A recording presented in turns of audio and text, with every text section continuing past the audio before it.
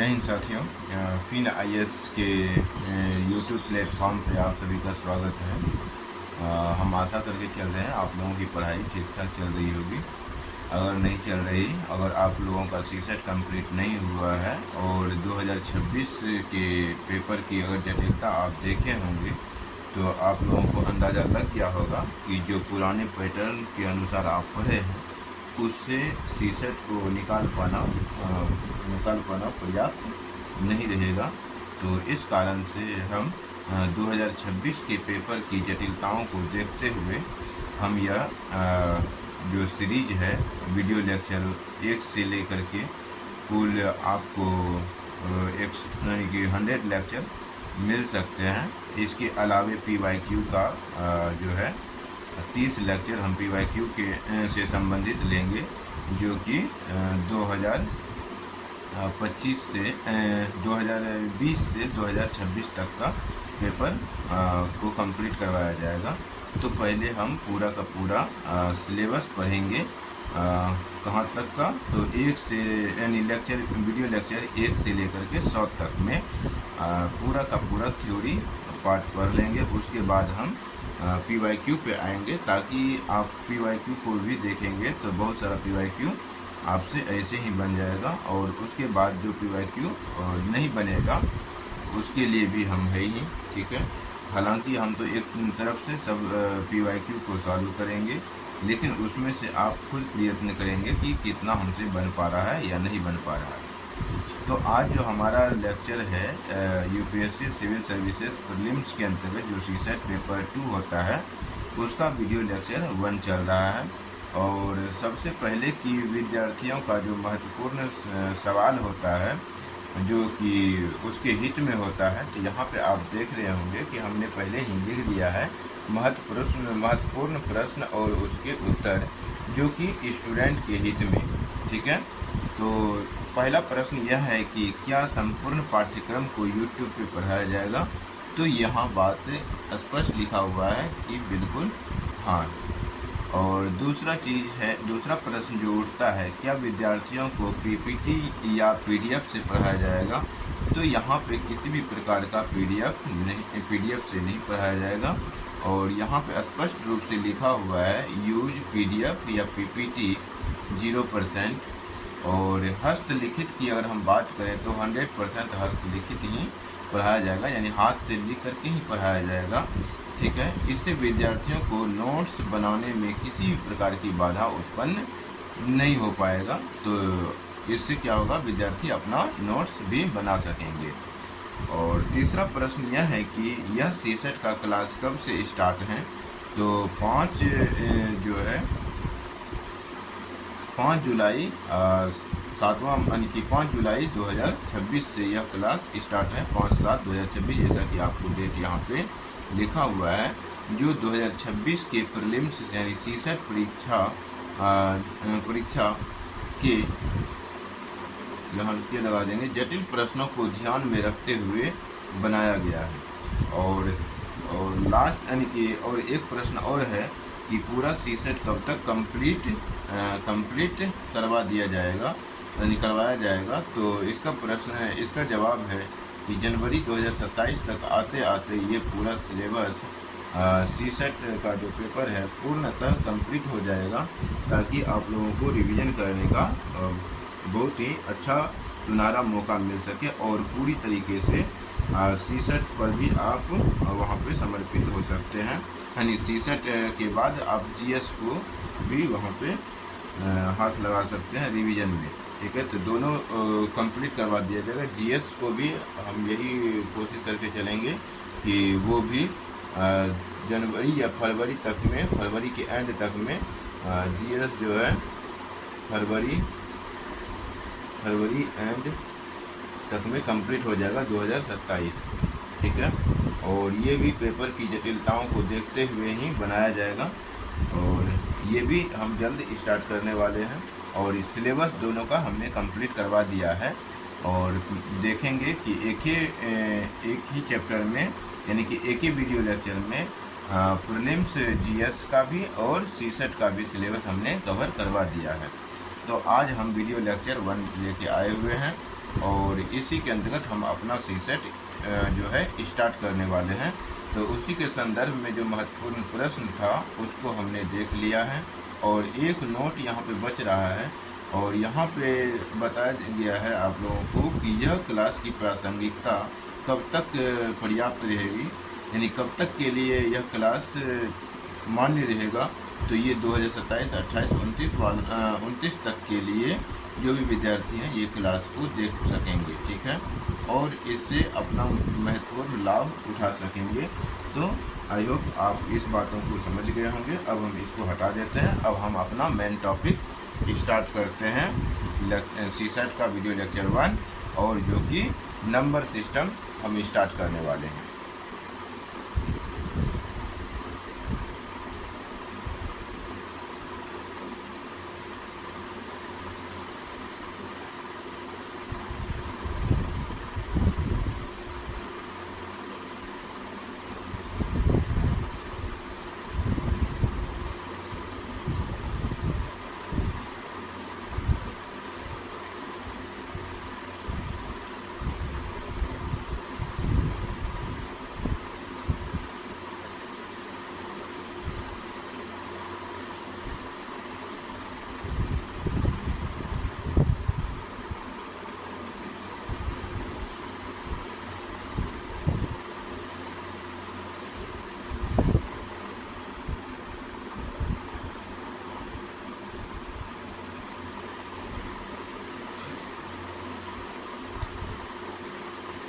तो number system लिखेंगे संख्या पद्धति। सबसे पहले सीसेट के अंतर्गत संख्या पद्धति से ही स्टार्ट होता है और ये हमारा अभी बेसिक पार्ट चलेगा।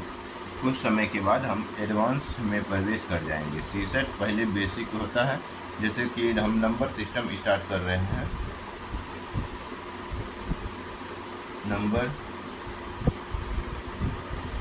नंबर सिस्टम अर्थात संख्या पद्धति हम स्टार्ट कर रहे हैं इसके अंतर्गत। तो यहाँ पर जो है हमारा पहले बेसिक पार्ट होगा। स्टार्टिंग में बेसिक होता है, उसके बाद एडवांस होता है। तो अभी हम बेसिक की ही बात करेंगे। नंबर सिस्टम के अंतर्गत हमें पहले यह जानना होगा नंबर के बारे में। तो उसको हम जानने के संदर्भ में पहले हम अंक और संख्या की हम चर्चा करेंगे। तो जो जीरो से भी जानते हैं उसको भी पूरी तरीके से समझ में आएगा, और जिसको पता है वो अपना जो है इस जैसे कि थोड़ा बढ़ा करके आप देखते जाएंगे। अगर नहीं बढ़ाना चाहते हैं तो आप धैर्यपूर्वक आप देखते रहें और जल्द से जल्द कोई भी बात हमारा छूटे नहीं, इसके लिए आप पूरा वीडियो भी देख सकते हैं। अगर जिसको आता ही है तो वो तो आगे वीडियो को बढ़ा भी सकते हैं। जो चीज़ नहीं आता है वो चीज़ आप नोट्स कर सकते हैं, या फिर ऐसे भी कर सकते हैं आप डबल स्पीड से भी देख सकते हैं। जो चीज़ आ रहा होता है उसको आप डबल स्पीड से देख लें, जो चीज़ नहीं आ रहा है उसको आप नॉर्मल स्पीड में देखें, ताकि आप लोगों को समझ में अच्छे से क्लियरिटी आ पाए। तो पहला जो है यहाँ पे अंक की अगर हम बात करें तो इसको हम डिजिट बोलते हैं, डिजिट। और डिजिट जो है हमारा जीरो से स्टार्ट होता है, यानी कि डिजिट जो है अंक जो है जीरो से स्टार्ट होता है। 0, 1, 2, 3, 4, 5, 6, 7, 8, 9, ये हमारा अंक है, ठीक है। टोटल कितने अंक हैं? टोटल डिजिट यानी कि टोटल कुल अंक भी बोल सकते हैं 10 हैं, ठीक है।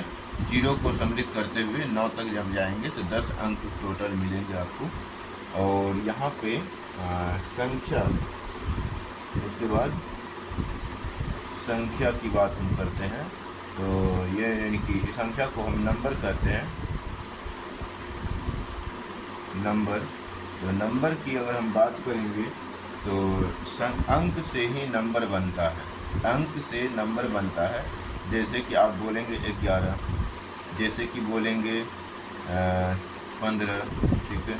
जैसे कि बोलेंगे 2017, 2026, ये सब क्या है, अंक से ही तो मिलके बना है। जैसे कि 0 को 5 भी लिख सकते हैं, 0 1 भी लिख सकते हैं, ठीक है। यहाँ पे संख्या में आप जीरो केवल 0 को नहीं लिखेंगे। संख्या 0 से स्टार्ट नहीं होता है, अंक 0 से स्टार्ट होता है, ठीक है। और यहाँ पे एक स्टेटमेंट बनता है कि प्रत्येक संख्या यानी कि प्रत्येक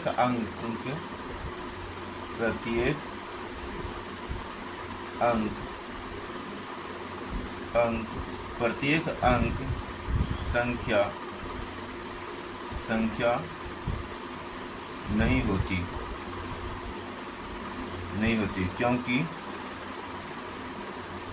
क्योंकि 0 को संख्या में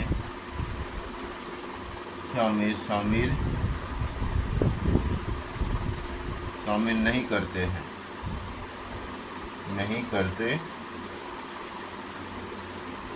क्योंकि सीसेट में भी अभी स्टेटमेंट बेस्ड प्रश्न पूछा जाने लगा है, तो इस कारण से हम कुछ स्टेटमेंट अर्थात कथन को लिख देते हैं। तो प्रत्येक अंक संख्या नहीं होती, यानी कि प्रत्येक जो अंक है वो संख्या नहीं होती। प्रत्येक मतलब हो गया सब अंक, यानी कि ये संख्या है, ये भी इसको भी संख्या बोलेंगे, इसको भी संख्या बोलेंगे, ये अंक भी है, संख्या भी है, ठीक है। लेकिन 0 जो है ये केवल अंक के अंतर्गत गिना जाता है, ना कि संख्या के अंतर्गत गिना जाता है, ठीक है। तो ये हो गया प्रत्येक अंक संख्या नहीं होती क्योंकि 0 को इसमें शामिल नहीं करते हैं। अब प्रत्येक संख्या, यहाँ पे एक पॉइंट और होगा, प्रत्येक संख्या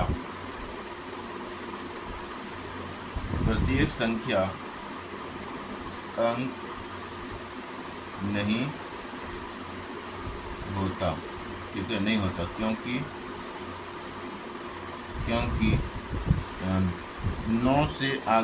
9 के आगे जितनी भी संख्या है, कि 9 के आगे जितनी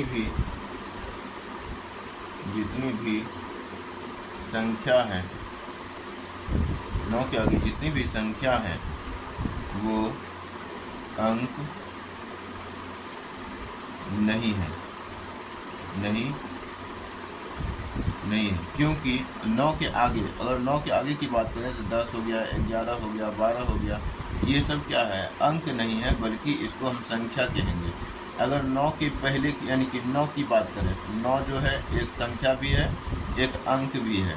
8 जो है संख्या भी है, अंक भी है।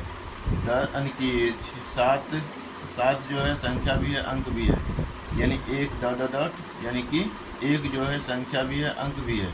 लेकिन 0 केवल अंक है, संख्या नहीं है, ठीक है। इस प्रकार से आप इस पॉइंट को समझा। संख्या और अंक या अंक और संख्या में अंतर करना सबसे पहले आपने सीखा।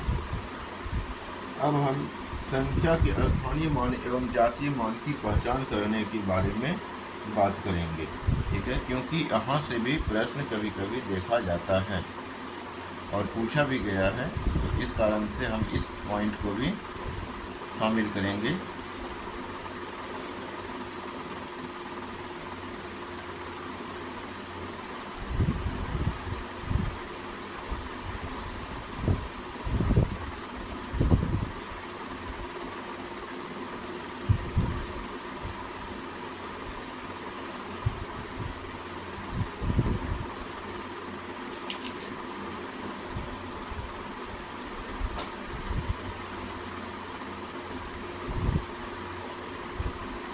लिखेंगे संख्या के स्थानीय मान एवं जातीय मान की पहचान करना। संख्या के स्थानीय एवं संख्या का स्थानीय मान एवं जातीय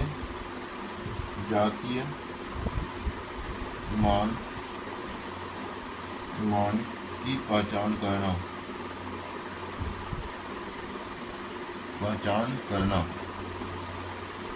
ठीक है, की पहचान करना। तो यहाँ पे आपको किस प्रकार से प्रश्न पूछा जाता है उसका भी हम यहाँ पे सैंपल हम देंगे। थोड़ा सा धैर्य बनाए रखेंगे, ऐसा ना लगे कि ये स्थानीय मान जातीय मान तो बचपन वाला चीज़ है, लेकिन यहाँ पे जो है यूपीएससी में किस प्रकार से प्रश्न पूछता है उसका हम सैंपल देंगे। तो यहाँ पे पहला जो है एक संख्या लेते हैं, संख्या पहला जो है वो है 5, यानी कि कुछ भी मान लीजिए 5, 3, 2, 1 कुछ भी मान लिए। और दूसरा जो संख्या है दूसरा जो संख्या है वो हम कुछ भी मान लीजिए अपने मन से, 2, 4, 3, 5, 2, 6 कुछ भी ले रख सकते हैं, ये रख दिए। ठीक है, अब अगर हम स्थानीय मान की बात करें और जातीय मान की बात करें तो यहाँ पे स्थानीय मान और जातीय मान क्या है। तो एक हम यहाँ कॉलम बना लेते हैं, यहाँ पे एक कॉलम हम बनाएंगे पहले इसके लिए। ठीक है, इसके लिए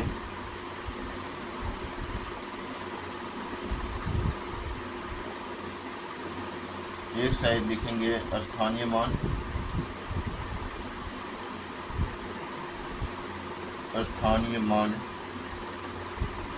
और दूसरा लिखेंगे जातीय मान। ठीक है, और यहाँ पे लिखेंगे संख्या, यहाँ पे संख्या लिख देना है।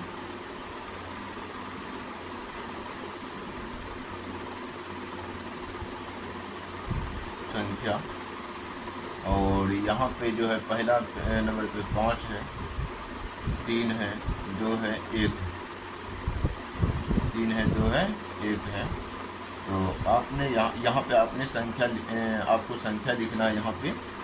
और यहाँ पे अगर देखेंगे तो स्थानीय मान की अगर हम चर्चा करते हैं तो 1 यानी कि 5 का स्थानीय मान जो होगा, 5 का यानी कि 5 जो है ये कौन स्थान पे है या 1 किस स्थान पे है। पहले 1 की हम बात करते हैं, तो 1 जो है या 5 ही जो है 5 इकाई, दहाई, सैकड़ा, हज़ार के स्थान पे है।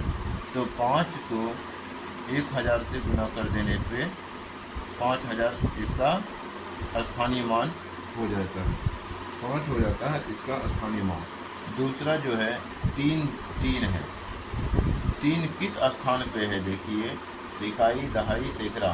ठीक है, तो 100 के स्थान पे है, तो इसीलिए 3 को लिख करके 100 से गुना करेंगे तो ये 300 हो जाएगा स्थानीय मान। 2 की अगर हम बात करें तो 2 किस स्थान पे है, इकाई, दहाई का मतलब होता है 10।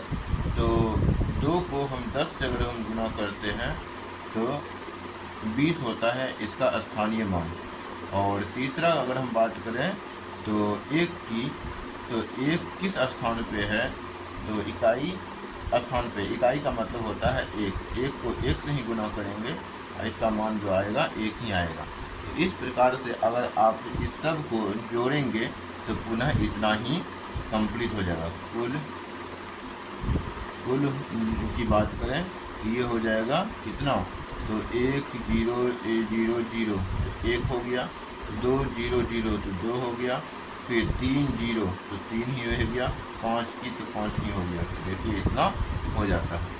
अगर हम 5 के जातीय मान की बात करें तो 5 का जातीय मान 5 ही होगा, 3 का जातीय मान 3 ही होगा, 2 का जातीय मान 2 ही होता है, 1 का जातीय मान 1 ही होता है। ठीक है, तो आई होप कि इस पॉइंट को आप तो समझ गए होंगे। उसी प्रकार से हम इसको भी लिख सकते हैं, इसमें भी यानी इस संख्या के लिए भी हम लिख सकते हैं। 2 उदाहरण दे दिए, ये यहाँ पे संख्या लिखेंगे, यहाँ पे संख्या लिखेंगे, यहाँ पे स्थानीय मान,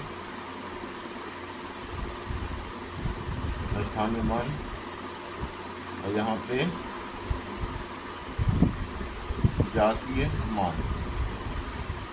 जातीय मान लिखेंगे।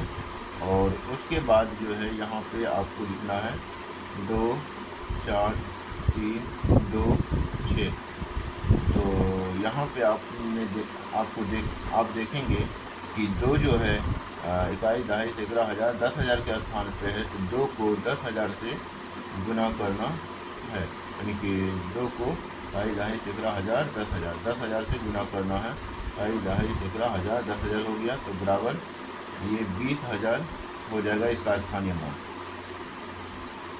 20,000 हो गया। और 4 जो है ये 1000 के स्थान पे है, तो इसीलिए 1000 से गुना करना है, यानी 1000 से गुना करना है, तो ये 4000 हो जाएगा। और 3 जो है हमारा, 3 जो है सैकड़े के स्थान पे है, तो 3 को हम 100 से गुना करेंगे तो 300 हो जाएगा। और 2 को दहाई के स्थान पे है, 2 को 10 से गुना करेंगे तो 20 हो जाएगा। और 6 जो है इकाई स्थान पे है, तो 6 को 1 से ही गुना करने पे ये 6 ही रह जाता है। तो इसी को कहते हैं स्थानीय मान।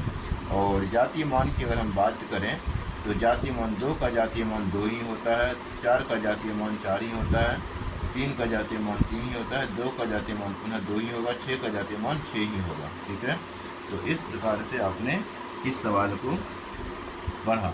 अब यहाँ पे स्थानीय मान और जातीय मान से किस प्रकार से सवाल पूछता है, तो उसका हम यहाँ पे सैंपल दे रहे हैं, और उसको आप जानेंगे कि स्थानीय मान जातीय मान से किस प्रकार से क्वेश्चन पूछता है।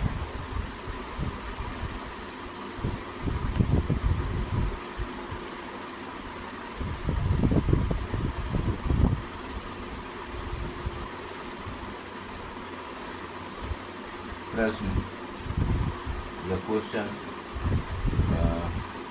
2 4 जैसे कि 2 5 8 एक्स, या एक्स ऐसे लिख देते हैं एक्स, ठीक है, प्लस 2 एक्स 3 2 प्लस 5 2 एक्स, ठीक है, और बराबर 2 एक्स 3 2 में एक्स का मान ज्ञात करें। ऐसा प्रश्न अगर दे देता है तो हम किस प्रकार से इसको हैंडल करते हैं, तो वो अगर देखेंगे, देखने से यहाँ पे मालूम चलेगा। ठीक है, तो पहले हम इसको सत्यापित करेंगे एक्स का क्या मान आ सकता है। निगेटिव भी मान आ सकता है, पॉजिटिव भी मान यहाँ पे आ सकता है। तो यहाँ पे अगर देखा जाए तो 2 जो है, 2 का स्थान है 2000, प्लस 5 का स्थान जो है 5000 है, यानी 500 है, और 8 का स्थान 80 है, प्लस यहाँ पे x, प्लस यहाँ पे x है।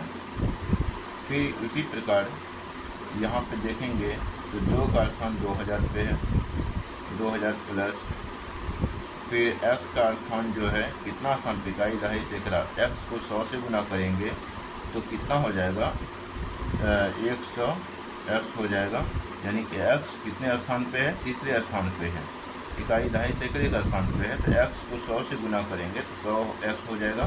फिर प्लस 30, यानी 3 जो है दहाई के स्थान पे है, तो 10 से गुना करने पे 30 हो जाएगा, और 2 इकाई स्थान पे है तो 2 ही रहेगा।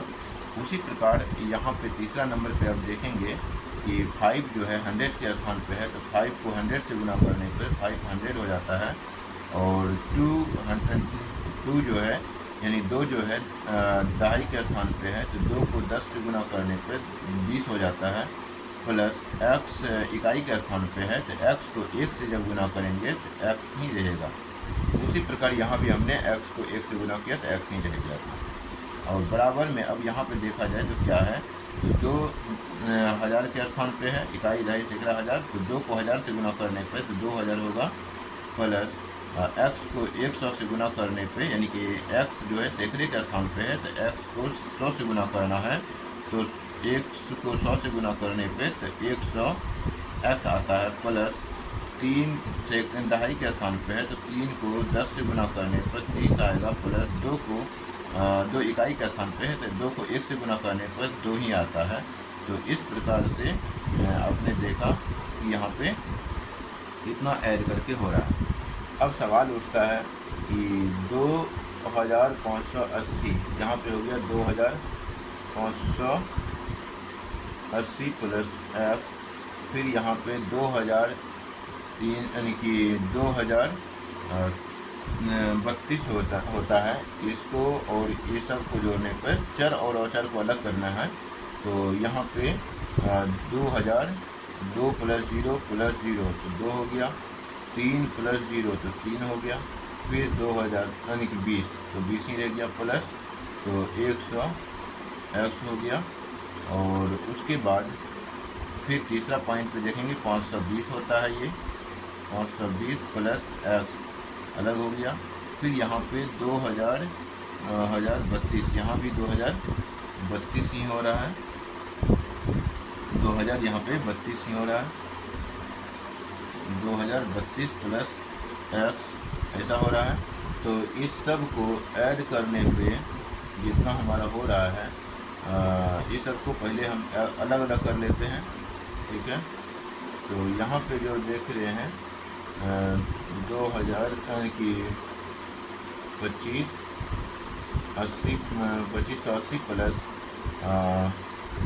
2032 प्लस 520 20 हो गया, plus 100x plus 1x plus 1x 102x हो गया, यानी कि 100x plus 1x plus 1x 2x ये हो गया और 100x ये है तो 102x टोटल हो गया। और उसके बाद जो हो गया इस साइड की अगर हम बात करें तो 2032 प्लस एक्स होता है, और 2032 को साइड चेंज करेंगे तो ये दोनों घट जाएगा तो 0 हो जाएगा। तो ये दोनों को जोड़ देते हैं तो कितना हो जाता है,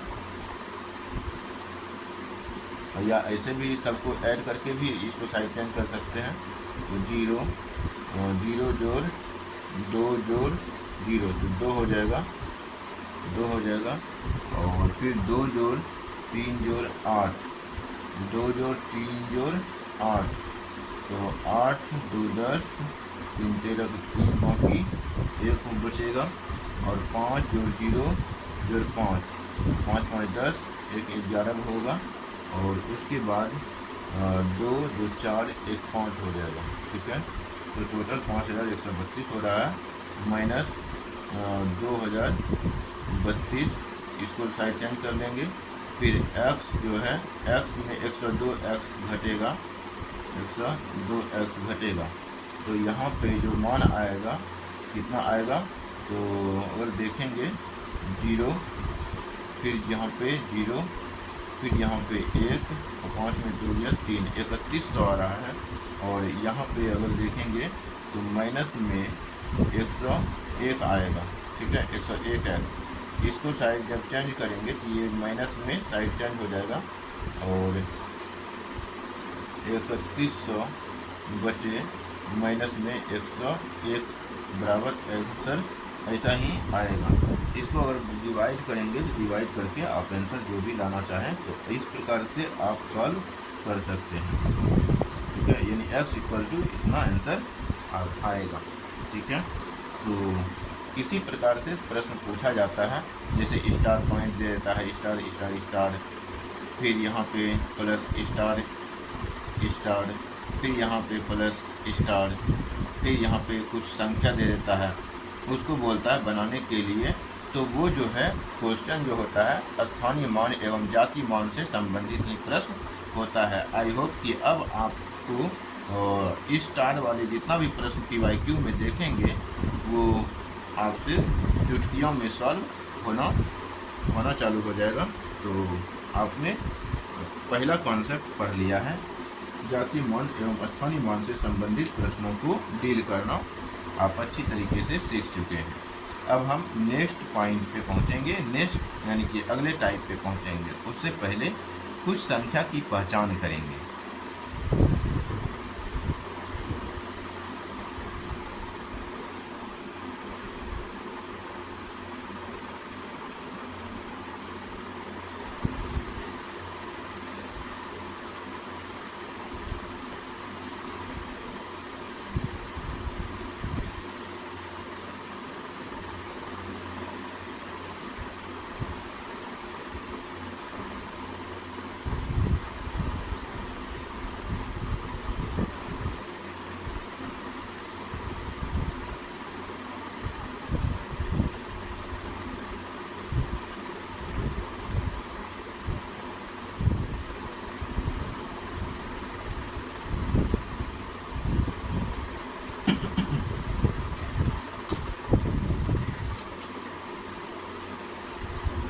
अब नया टॉपिक आप लिखेंगे संख्या के बारे में, ठीक है।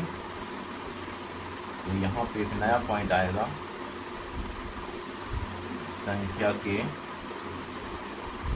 बारे में। संख्या के बारे में अगर बात करें तो पहला जो संख्या हमें पढ़ना होता है वो प्राकृत संख्या, प्राकृत संख्या, यानी कि इसको इंग्लिश में नेचुरल नंबर बोलते हैं, तो इसीलिए इसको n से सूचित करते हैं, ठीक है। तो n लिख दीजिए, या नेचुरल नंबर, नेचुरल नंबर भी आप लिख सकते हैं। और नेचुरल नंबर यानी संख्या, प्राकृत संख्या किसे कहते हैं, तो जो गिनती वाली संख्याएं होती हैं उसको हम प्राकृत संख्या कहते हैं। तो गिनती हम कहाँ से स्टार्ट करते हैं, 1 से हम स्टार्ट करते हैं, ना कि हम 0 से स्टार्ट करते हैं।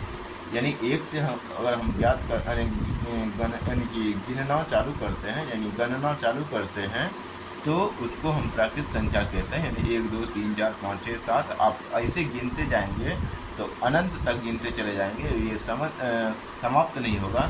इसीलिए इसको हम 1 2 3 4 5, ठीक है, ये dot dot dot dot infinitive तक जाएगा, ठीक है, डॉट डॉट डॉट डॉट ऐसे इन्फिनिटिव तक आप जा सकते हैं, ठीक है। इसको हम प्राकृत संख्या कह देते हैं। प्राकृत संख्या को हम n से सूचित करते हैं, तो इसीलिए हम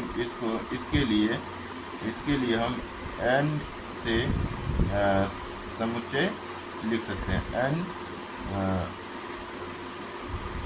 ऐसे भी आप लिख सकते हैं, ये n के लिए, ठीक है। यानी n मतलब प्राकृत संख्या के लिए भी आप लिख सकते हैं, या तो नहीं भी लिखेंगे चलेगा।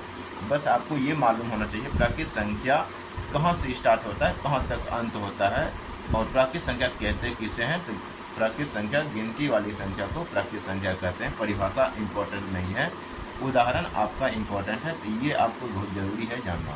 और प्राकृत संख्या को शून्योत्तर संख्या भी कहते हैं, यानी कि शून्य से इतर वाली संख्या, यानी शून्य के बाद वाली संख्या को प्राकृत संख्या भी कहते हैं, यानी कि शून्योत्तर संख्या भी कह दिया जाता है। शून्योत्तर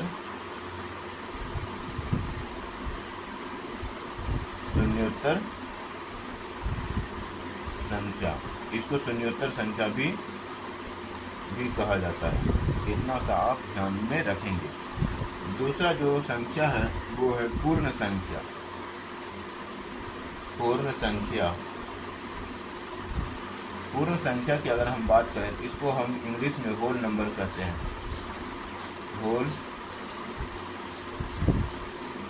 होल नंबर, और इसके लिए W से सूचित किया जाता है, और W से सूचित किया जाता है। इसीलिए यहाँ पे जो है होल नंबर, पूर्ण संख्या जो है 0 से स्टार्ट होता है। यानी कि पूर्ण संख्या में, यानी प्राकृत संख्या में 0 को भी अगर हम शामिल कर लेते हैं तो वो क्या हो जाता है, पूर्ण संख्या बन जाता है। 0 1 0 1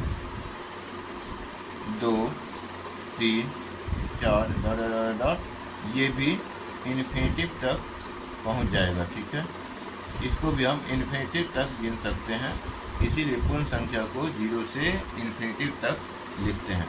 आपको इसमें परिभाषा के रूप में क्या बताना है, तो प्राकृत संख्या में 0 को शामिल करने से बनी संख्या को, संख्या के समुच्चय को हम पूर्ण संख्या कहते हैं, ठीक है। परिभाषा जरूरी नहीं है, बस इतना ही जरूरी है जितना हम लिख रहे हैं आप उसको नोट करते जाएंगे। तीसरा जो यहाँ पे पॉइंट है, सवाल है, तीसरा जो संख्या है वो पूर्णांक संख्या है।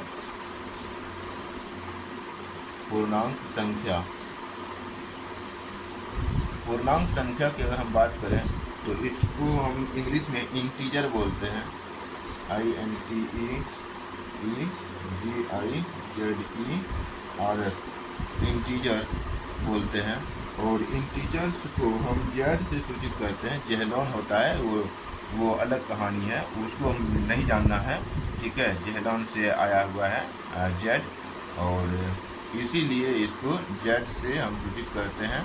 और इसका जो है वो जो समुच्चय है वो है निगेटिव माइनस निगेटिव डॉट -3 -2 -1, आप -5 -4 इधर भी आप ले सकते हैं, इधर निगेटिव भी और फिर 0, फिर यहाँ पे 1 2 3, ये भी इन्फिनेटिव पॉजिटिव इन्फिनेटिव, यानी कि माइनस इन्फिनिटी से प्लस इन्फिनेटिव संख्या को पूर्णांक संख्या यानी पूर्णांक संख्या की श्रेणी में रखते हैं, पूर्णांक संख्या के समुच्चय में रखते हैं।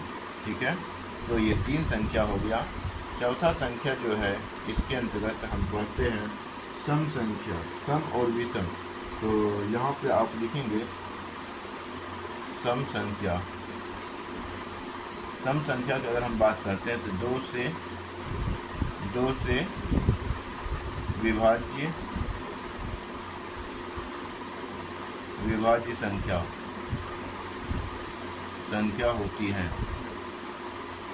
होती है, यानी कि जो संख्या 2 से कट जाता है उसको हम सम संख्या कहते हैं। जैसे कि 2 खुद को विभाजित कर रहा है, 2 एकम 2, फिर 4 को, 6 को, 8 को, इस प्रकार से ये भी इन्फिनिटी तक हो सकता है।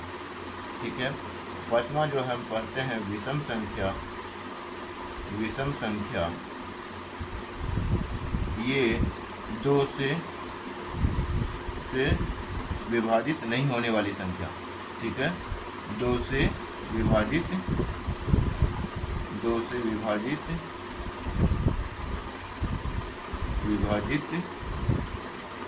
नहीं होने वाली संख्या। ठीक है, 2 से विभाजित नहीं होने वाली संख्या। जैसे कि आप देखेंगे 1 जो है 2 से विभाजित नहीं होता है, 3 2 से विभाजित नहीं होता है, 5 2 3 से विभाजित नहीं होता है, 7 3 से विभाजित नहीं होता है, और 9 3 से विभाजित नहीं होता है, यानी कि 11 3 से विभाजित नहीं होता है, 11 के बाद 13 3 से विभाजित यानी कि 2 से विभाजित नहीं होता है, और 15 3 यानी कि 15 2 से विभाजित नहीं होता है। तो ये विषम संख्या की श्रेणी में आता है, यानी ऐसी संख्या जो 2 से विभाज्य हो वो सम संख्या, ऐसी संख्या जो 2 से विभाज्य ना हो उसको विषम संख्या कहते हैं। और छठा जो संख्या हमारा है वो है भाज्य संख्या।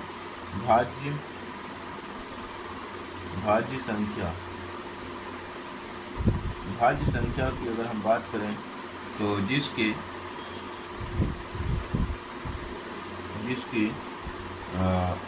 2 से अधिक भाजक हो, यानी जिस संख्या का 2 से अधिक भाजक हो, या फिर ऐसी संख्या जिसके 2 से अधिक जो 2 से अधिक भाज्य हो, 2 संख्या से अधिक भाज्य हो। तो यहाँ पे लिखेंगे ऐसी संख्या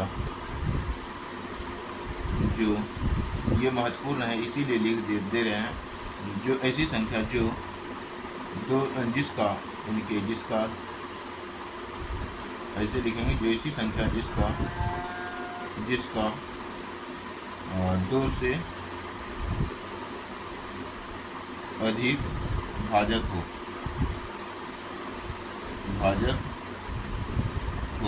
ठीक है, जैसे कि आप यहाँ पे एग्जाम्पल के लिए रूप में रखेंगे 4 से ही स्टार्ट होगा। भाज्य संख्या जो सबसे छोटी भाज्य संख्या 4 है। 1 को नहीं रखेंगे क्योंकि 1 खुद को विभाजित करता है, 1 का एक ही भाजक है। 2 1 से विभाजित होता है और 2 से विभाजित होता है, केवल 2 भाजक है, केवल 2 ही भाजक है, 2 से अधिक भाजक नहीं है। केवल 2 भाजक होने के कारण 2 को हम शामिल भाज्य संख्या के अंतर्गत नहीं करते हैं, बल्कि 2 को हम अभाज्य संख्या की श्रेणी में रखते हैं। और 3 को भी आप नहीं रखेंगे भाज्य संख्या के अंतर्गत, क्योंकि 3 1 से कटता है और खुद से कटता है, तो 3 को भी हम अभाज्य की श्रेणी में ही रखते हैं, ना कि भाज्य संख्या की श्रेणी में। लेकिन 4 को भाज्य संख्या की श्रेणी में इसलिए रखते हैं क्योंकि ये 2 से भी कट जाता है, 1 से भी कट जाता है और 4 से भी कटता है। 4 एकम 4, 2 दूनी 4, 1 4 4। तो इस प्रकार से 4 का हमने देखा कि 2 से अधिक भाजक है, इस कारण से 4 भाज्य संख्या है। 4 के बाद 6 भी भाज्य संख्या है, जैसे 2 से भी कटता है, 3 से भी कटता है, 6 से भी कटता है, 1 से भी कटता है, इसीलिए इसको हम भाज्य संख्या कहते हैं। और इसके बाद हम 8 ले सकते हैं, 5 नहीं लेंगे, 7 नहीं लेंगे, 8 लेंगे, यानी कि 2 से अधिक भाजक हो 2 से अधिक भाजक हो, उसी को हम भाज्य संख्या कहते हैं। 8 के बाद जो है 10 को आप लिखेंगे, 9 भी आ जाएगा, 9 भी आ जाएगा, क्योंकि ये 3 से कटता है, 1 से कटता है, 3 से कटता है, 9 खुद से कटता है, यानी 9 एकम 9, 3 तिया 9, 1 3 9 9, इस कारण से ये भाज्य संख्या हो जाएगा। और उसके बाद 10 को भी भाज्य संख्या की श्रेणी में रखेंगे। इस प्रकार से ये भी अनंत तक आप लिख सकते हैं, क्योंकि अगर आप बोलेंगे कि 2018 क्या 2 से भी कटता है, उसके बीच से भी कितना संख्याओं से कटता है, ठीक है, तो वो हम भाज्य और जो है विभाज्यता के नियम में हम पढ़ाएंगे। कि यहाँ पे हम भाज्य संख्या के बारे में चर्चा कर रहे थे, तो ये भाज्य संख्या हो गया। आई होप कि भाज्य संख्या आप समझ गए होंगे। और अभाज्य संख्या, अब हम अभाज्य संख्या की चर्चा करेंगे।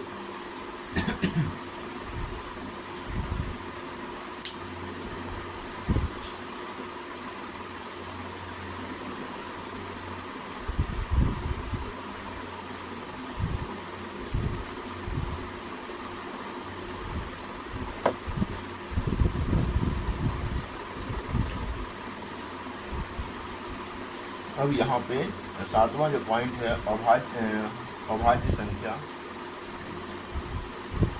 अभाज्य संख्या यानी कि प्राइम नंबर, इसको बोलते हैं इंग्लिश में प्राइम नंबर।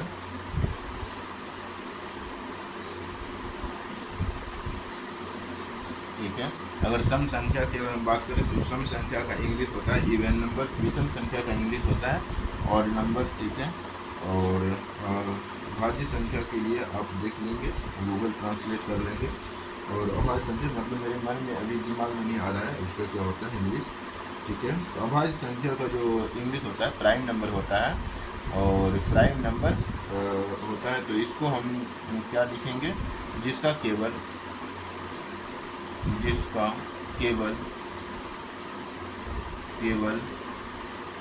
2 भाजक हो, जिसका केवल या जो ऐसे डिग्री देख सकते हैं,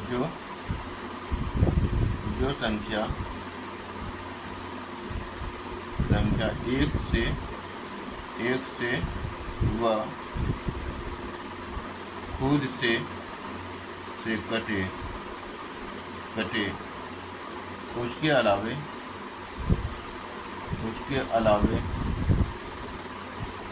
किसी से न कटे,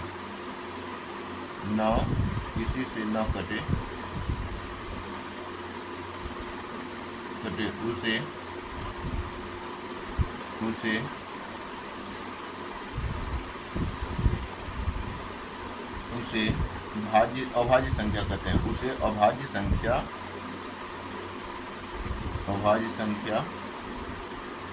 कहते हैं। ठीक है, और यहाँ पे अगर हम बात करें तो अभाज्य संख्या की श्रेणी में पहला जो संख्या है, सबसे छोटी अभाज्य संख्या है वो है 2। सबसे छोटी भाज्य संख्या की अगर हम बात किए थे तो वो 4 था। सबसे छोटी अभाज्य संख्या की अगर हम बात करें तो वो 2 है। उसके बाद 3 अभाज्य संख्या है, उसके बाद 5 अभाज्य संख्या है, उसके बाद 7 अभाज्य संख्या है। ये देखिए तो 1 से करता है, खुद से करता है, फिर 1 से करता है, ये खुद से करता है, 5 जो है खुद से करता है, और फिर 1 से करता है, 7 1 से करता है, 7 खुद से करता है। लेकिन 9 को नहीं रख सकते, क्योंकि 1 से भी करता है, 3 से भी करता है, और 9 खुद से भी करता है। इस कारण से 9 को नहीं रख सकते हैं। 10 को भी नहीं रखेंगे, तो यहाँ पे 11 को रख सकते हैं, 1 से करता है, खुद से करता है। 13 को रखेंगे, फिर 17 को रखेंगे, फिर 19 को रखेंगे। इस प्रकार से यहाँ पे बढ़ते हुए चले जाना है। और यहाँ पे एक महत्वपूर्ण प्रश्न उठता है कि जो है 100 से बड़ी संख्या का 100 से बड़ी संख्या का बड़ी संख्या का ज्ञात करना कि वह भाज्य है या अभाज्य। यानी कि कोई संख्या 100 से अगर बड़ी है उसको हम किस प्रकार से चेक करेंगे कि वो भाज्य है या अभाज्य है। जैसे मान के चलते हैं 103 संख्या है, 103 है, 103 को चेक करना है कि ये भाज्य है या अभाज्य है। इसको हम कैसे चेक करेंगे? तो 100 के जो नियरेस्ट एक्सवायर है तो वो 100 का एक्सवायर यानी 10 का एक्सवायर बराबर 100 होता है, इसके नज़दीक का है। ठीक है, 11 का 121 हो जाता है जो कि इससे बहुत ज़्यादा आगे है। तो यानी कि नियरेस्ट एक्सवायर को देखते हैं और नियरेस्ट एक्सवायर के अंदर कितना अभाज्य संख्या है वो देखते हैं।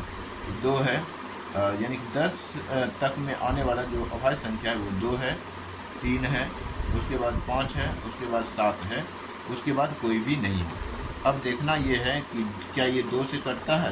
2 से कट जा रहा है, यानी कि इसको नहीं देखना है, इसको चेक करना है। ठीक है, ये तो इसका नियरेस्ट एक्सवायर ना है, तो 2 से कटता है तो नहीं कटता है, 3 से कटता है तो 3 से नहीं कटेगा क्योंकि 3 का जो सम होता है, 3 के जो विभाज्यता का नियम कहता है वो सबका योग अगर 3 से विभाजित हो रहा है तो वो 3 से विभाजित होता है, तो वो 3 से विभाजित नहीं होगा क्योंकि ऐसे भी चेक करेंगे 3 या 9, 1 बचेगा, फिर 13 हो जाएगा, 13 3 से विभाजित नहीं होता है।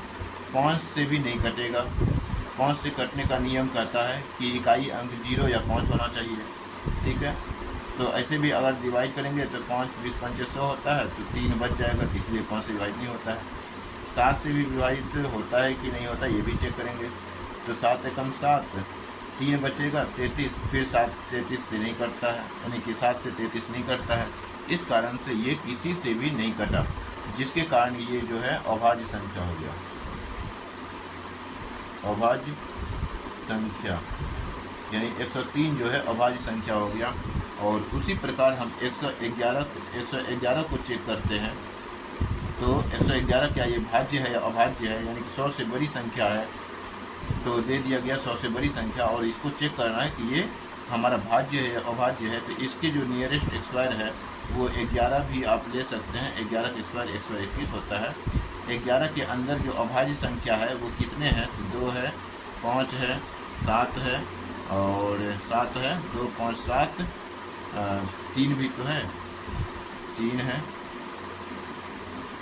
3 है, 2 है, 2 3 5 7 11 खुद भी है। तो अगर देखिए तो 2 से नहीं कटता है, लेकिन 3 से कट जाता है।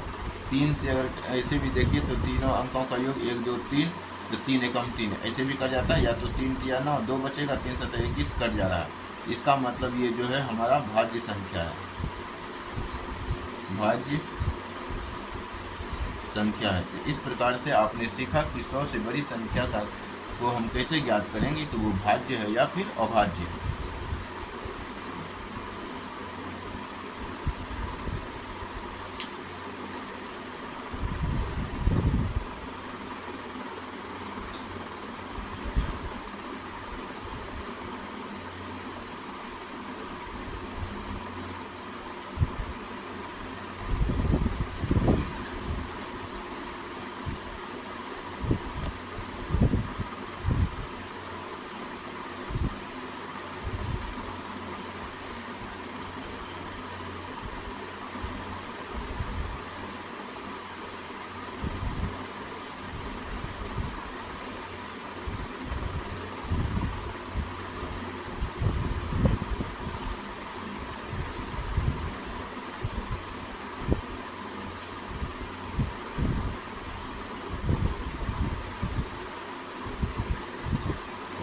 उसके बाद यहाँ पे जो अगला संख्या है वो है वो जो है अभाज्य संख्या के बाद सह अभाज्य संख्या, सह अभाज्य अभाज्य संख्या। सह अभाज्य संख्या की अगर हम बात करते हैं तो जो इसको हम बोलेंगे दो संख्याओं का HCF, 2 संख्याओं का HCF अगर एक आए तो उसे सहअभाज्य संख्या कहते हैं। अभाज्य संख्या कहते हैं। ठीक है। तो दो संख्याओं का HCF जो है अगर एक से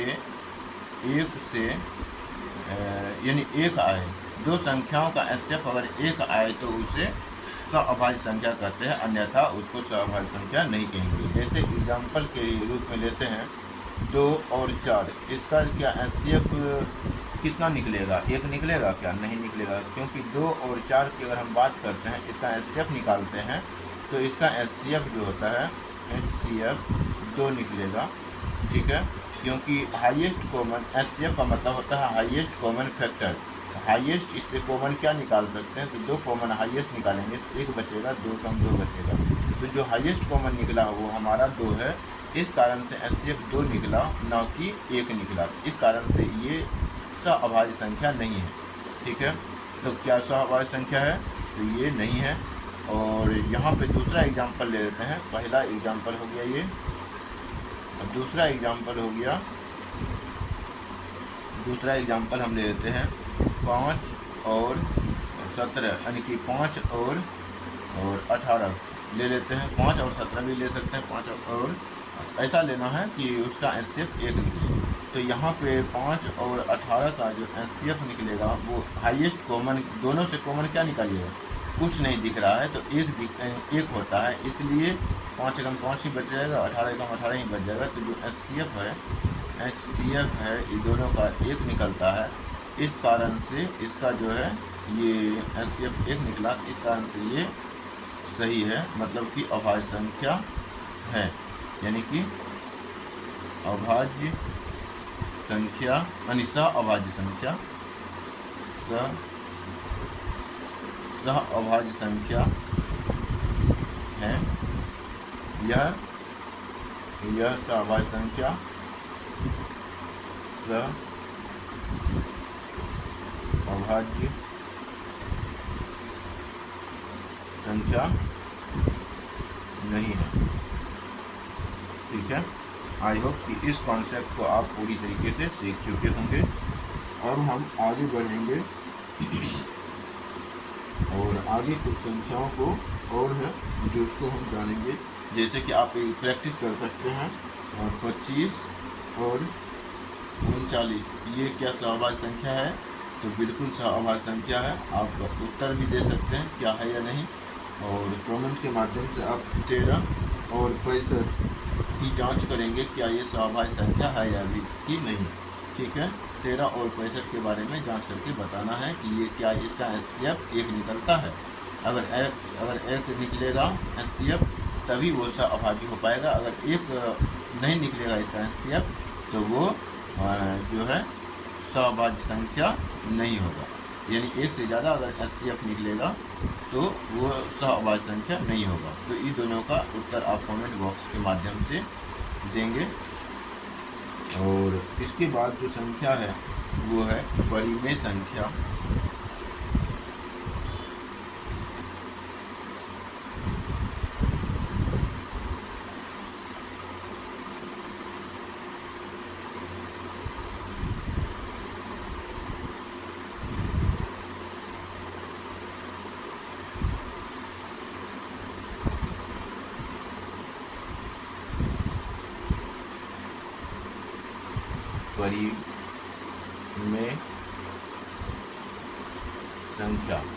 परिमेय संख्या का मतलब होता है जिसे P/Q के रूप में लिखा जा सकता है। ठीक है, तो यहाँ पे अगर लेंगे एक को परिमेय संख्या कहेंगे, क्योंकि 1 के बटे कुछ नहीं तो 1 लिख सकते हैं, 2 लिख सकते हैं, 3 लिख सकते हैं, 4 लिख सकते हैं, 1/2 को लिख सकते हैं, लिख सकते हैं, 1/2 को लिख सकते हैं, 3/4 को लिख सकते हैं, यानी बटे वाली संख्या, ठीक है। जहाँ यहाँ पे ये भी लिखना होगा, जहाँ q इक्वल टू नॉट 0, यानी q का मान आप 0 नहीं ले सकते हैं। अगर q का मान 0 हो गया और इन केस मान के 2 है बटे 3 है, ठीक है, ये तो परिमेय संख्या है, ठीक है।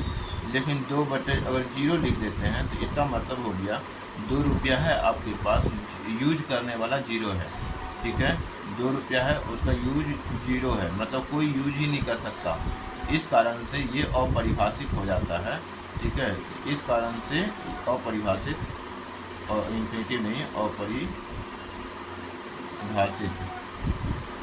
अपरिभाषित हो जाता है, जिसको कि आप परिभाषित नहीं कर सकते हैं, मतलब उसका यूज नहीं कर सकते हैं। इस कारण से ये जो है हमारा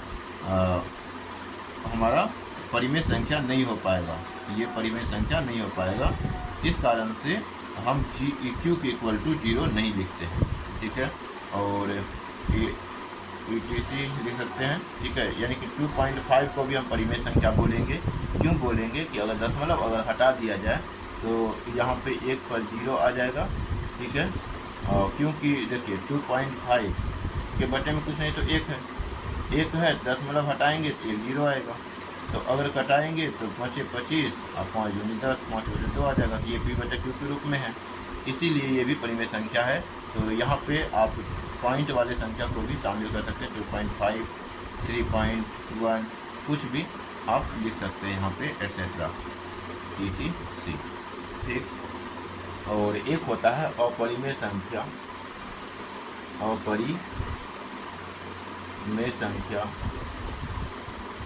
अपरिमेय संख्या के अंतर्गत अगर हम बात करें तो जिसे हम p/q के रूप में, जिसे p/q के रूप में नहीं लिखा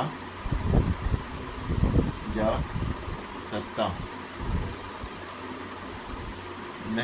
सकता, ठीक है।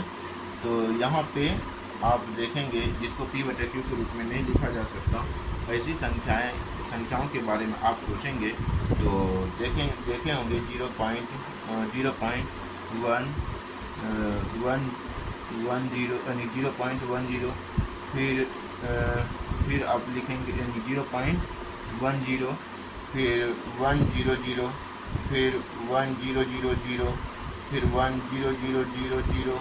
तो यहाँ पे देख रहे हैं कि 1 के बाद 1 0, 1 के बाद 2 0, 1 के बाद 3 0, 1 के बाद 4 0, इस प्रकार से ये चलता जा रहा है।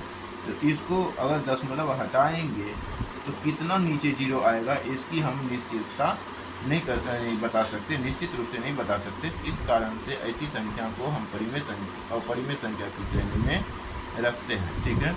ऐसे संख्या को हम अपरिमेय संख्या की श्रेणी में रखते हैं, जिसको हम p/q के रूप में नहीं लिख सकते, उसको अपरिमेय संख्या के रूप में जानते हैं। और यहाँ पे जैसे √2 लिखते हैं, √3 लिखते हैं, √5 लिखते हैं, √1 नहीं आएगा क्योंकि 1 का वर्गमूल 1 होता है, इस कारण से 1 नहीं होता है। √4 को नहीं ले सकते हैं क्योंकि √4 जो है परिमेय संख्या की श्रेणी में आ जाता है। यहाँ पे रूट वाला भी आप शामिल कर सकते हैं, ठीक है। √1, √4, ठीक है, √9, √25, इस प्रकार से आप यहाँ भी ये भी शामिल कर सकते हैं। लेकिन यहाँ पे रूट वाला जो है, रूट वाले का वर्गमूल नहीं निकलता है, यानी कि ऐसे रूट वाली संख्या जिसका वर्गमूल निकले, ठीक है, उसको हम परिमेय संख्या की श्रेणी में रखेंगे। ऐसे रूट वाली संख्या जिसका कि वर्गमूल नहीं निकले, ठीक है, तो उसको हम अपरिमेय संख्या की श्रेणी में रखेंगे। और ये संख्या भी अपरिमेय संख्या की श्रेणी में आता है, और ये संख्या भी अपरिमेय संख्या की श्रेणी में आता है। और एक लास्ट संख्या बचा हुआ है जिसको कि हम वास्तविक संख्या कहते हैं। परिमेय संख्या और अपरिमेय संख्या के संयुक्त रूप को हम वास्तविक संख्या कह देते हैं।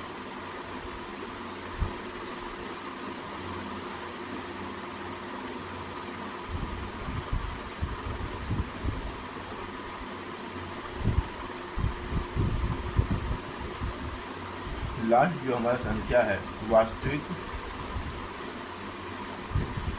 संख्या, यानी कि इसमें सभी संख्याओं को शामिल कर लिया जाता है। जितना भी आप संख्या पढ़े सभी संख्या को वास्तविक संख्या के अंतर्गत हम शामिल कर लेते हैं। तो परिमेय संख्या एवं अपरिमेय संख्या में संख्या के संयुक्त रूप को अपरिमेय संख्या, परिमेय संख्या एवं अपरिमेय संख्या के संयुक्त रूप को वास्तविक संख्या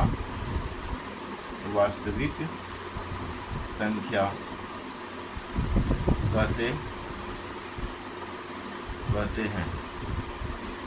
ठीक है, परिमेय संख्या एवं अपरिमेय संख्या के संयुक्त रूप को वास्तविक संख्या कहते हैं। तो इसी प्रकार से आप संख्या रेखा के बारे में पढ़े होंगे। ठीक है, तो उसकी भी हम थोड़ा चर्चा कर लेते हैं। ये 0 हो गया, यहाँ पे 1 2 3 डॉट इन्फिनेटिव की बात करते हैं। यहाँ पे पॉइंट वाली भी संख्या आ सकता है, 0.1 0.2 0.3 0.4। यहाँ पे मान के लिए रूट वाली भी संख्या भी आ सकता है। ठीक है, तो इस प्रकार से यहाँ पे निगेटिव नंबर आता है, -1 -2 -3, यहाँ पे -1.2 -1.3 -1.4। इस प्रकार से आप निगेटिव संख्या भी ले सकते हैं, पॉजिटिव संख्या भी ले सकते हैं, बटे वाली भी संख्या ले सकते हैं। तो वास्तविक संख्या जो है ये संख्या रेखा की हम बात करते हैं, यानी कि अर्थात परिमेय संख्या एवं अपरिमेय संख्या के संयुक्त रूप को वास्तविक संख्या कहते हैं। इस प्रकार से आपने संख्या के बारे में संपूर्ण जानकारी इस क्लास में, यानी कि लेक्चर संख्या 1 में हासिल किया है आपने। तो उसके बाद हम इसको वास्तविक संख्या को हम रियल नंबर भी कहते हैं इंग्लिश में। आप अगर लिखना चाहें तो लिख सकते हैं। ठीक है, इसमें कोई कठिनाई नहीं है। अब हम अगले लेक्चर में जो हम प्रवेश करेंगे वो विभाज्यता के संख्या के विभाज्यता के नियम के बारे में हम पढ़ेंगे। और इसकी जो विभाज्यता के नियम पढ़ेंगे 2 से लेकर के 19 तक के विभाज्यता के नियम की हम चर्चा करेंगे। और शॉर्ट आंसर निकालने के बारे में भी हम ट्रिक को ढूंढेंगे। ठीक है, तो आई होप कि ये लेक्चर आपको पसंद आया होगा। और कोई भी मन में दुविधा हो, प्रश्न हो, आप कमेंट बॉक्स के माध्यम से पूछ सकते हैं। और इस लेक्चर को आप अपने सहपाठियों ग्रुप में भी आप शेयर कर सकते हैं। ठीक है, कॉलेज ग्रुप जो भी हो, आप अगर पढ़ने वाला कोई विद्यार्थी है जिसका मैथ वीक है, पूरी तरीके से कमज़ोर है, उसको भी आप शेयर कर सकते हैं। और देखेंगे कि यहाँ पे पूरी तरीके से बेसिक से स्टार्ट किए हैं। बेसिक टू हम एडवांस किस प्रकार से प्रवेश करेंगे आपको पता भी नहीं चलेगा, और देखते ही देखते आपका मैथ पूर्णतः मजबूत बन जाएगा। ठीक है, अगर आप मैथ में कमज़ोर हैं तो किसी भी प्रकार से सोचने की बात नहीं है, आप यहाँ पे बने रहेंगे 1 से लेकर के 100 लेक्चर तक। तो ये हमारा वीडियो लेक्चर प्लान है, हम ये वीडियो बना रहे हैं और उसके बाद यूट्यूब पे अपलोड कर रहे हैं। अब आप इसी वीडियो लेक्चर की श्रेणी यानी कि सीरीज को आप धैर्यपूर्वक देखेंगे, और पूरा जब कंप्लीट हो जाएगा 1 से लेकर के 100 लेक्चर तक, तो आप अपने आप को बेहतर स्थिति में पाएंगे। तो धन्यवाद, आज का क्लास यहीं पे समाप्त होता है।